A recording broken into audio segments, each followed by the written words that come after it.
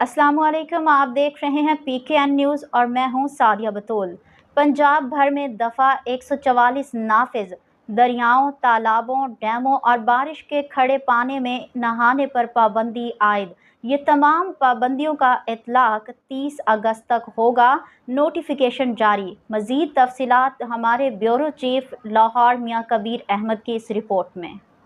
जी बिल्कुल, बारिशों की मौजूदा सूरत-हाल के बाइस पंजाब में डैमों, दरियाओं, तालाबों और झीलों में हर किस्म की तैराकी पर पाबंदी आयद दफा 144 नाफिज कर दी गई। महकमा दाखिला पंजाब ने सूबा में दफा 144 के नफाज का नोटिफिकेशन जारी कर दिया। सूबे में दफा 144 के तहत तमाम पाबंदियों का इतलाक 30 अगस्त तक होगा। पंजाब हुकूमत ने सूबे भर में मूसलाधार और तूफानी बारिशों के बाइस हंगामी सूरत-हाल से निपटने के लिए रेन इमरजेंसी भी नाफिज की है।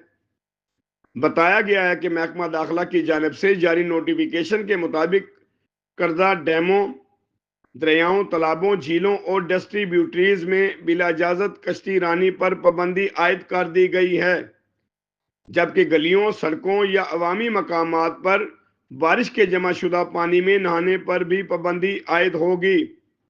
नोटिफिकेशन के मुताबिक डैमों, दरियाओं, तालाबों और झीलों में हर किस्म की तैराकी पर पाबंदी आयद की गई है। जी